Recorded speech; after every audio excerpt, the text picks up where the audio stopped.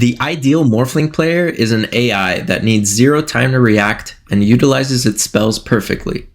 Lucky for us, the Morphling on the enemy team can easily get tilted and overwhelmed if we just think about how to counter it. Let's talk about draft. According to DotaBuff, these are generally the best heroes against Morphling.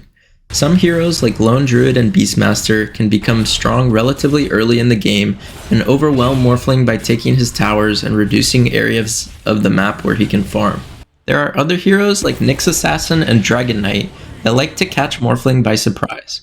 He will often morph Agi to farm with maximum damage, so it will leave him incredibly vulnerable if you burst him before he has time to react. Last but not least, Dota is a game where there's usually some heroes that naturally counter others based on how their abilities work in the current patch.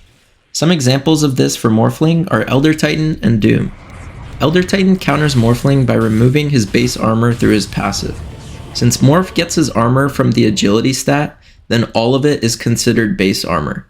That means even if he has 40 or 50 armor, Elder Titan removes all of it. Doom counters Morphling because he can prevent healing with his ultimate. When Morphling's strength shifts to increase his HP, this is considered a heal, so Morph cannot gain any HP once he gets doomed. As a bonus, your Infernal Blade will still do percentage damage based on his max HP. Okay, now for the lane. Morphling is most commonly played as a safe lane carry or position 1, with some people playing it mid lane or position 2. Most people are taking the ebb or agility based facet. Here are a few tips if you lane against him. It's all or nothing. There are very few heroes that can trade right clicks well with Morphling.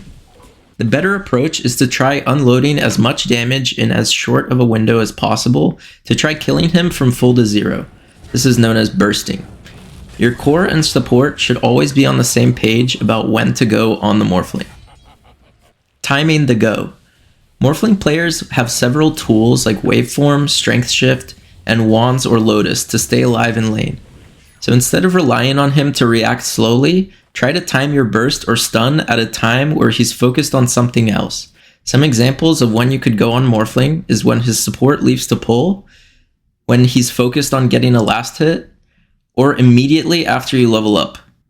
Experiment with wards. A cheeky observer may get you a kill on lane depending on your heroes. Morphling will often hide near the tower to morph down and use regen. Mid-game. We talked about how Morphling can be bursted since he sits on low max HP for a majority of the game, but how can we reliably get that jump on him before he strength shifts? The key is vision. In general, if you see a hero before they see you, you'll have the advantage in initiating. It's the same for bursting squishy heroes like Morphling. Wards that see jungle camps will be crucial against him. Focus more on catching glimpses of him jungling and smoke to kill him with 2 or 3 heroes. In teamfights, the theme of catching him off guard will still be there.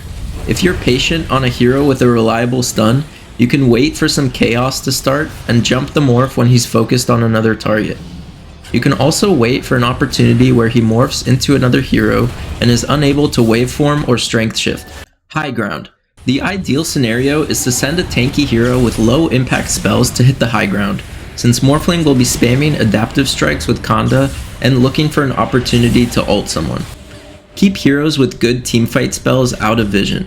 Morphling honestly doesn't have the best tools to defend high ground, so just try to stay in formation, letting 1 or 2 cores hit the buildings. Itemization. Morphling's damage usually comes out in a burst of magic followed by steady physical damage from right clicks. That means for defensive items, it's important to have enough HP or magic resist to survive the burst, and also have armor, evasion, or some kind of way to kite his auto attacks.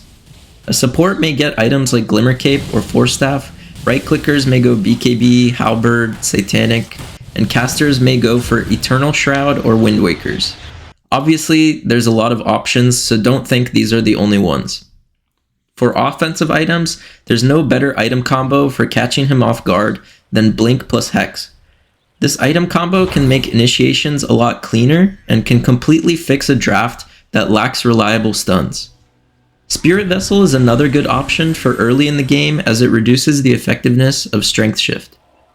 For right-clicking cores that plan on man-fighting Morphling, some items to consider can be Satanic to heal up after his burst and try to stand your ground, a Scotty to reduce his healing and reduce his attack and move speed, since he's a ranged hero, and Bloodthorn or Revenant's Brooch. Morphling has really high base armor, so adding more magic to your damage output can work wonders. If you only remember one thing from this video, then remember that Morphling players are just mortal humans like the rest of us. Their greatest weakness will be getting overloaded with too many things to keep track of. So be unpredictable. Be water, my friend. That's it. If you like these short guides on how to counter heroes, leave a like and subscribe. Please comment what hero I should do next. Also, I stream during the week in the evenings, so stop by and say hi. See you guys next week for another video. Peace. Whoa, Rubik, go! Rubik, go! Get him, boy!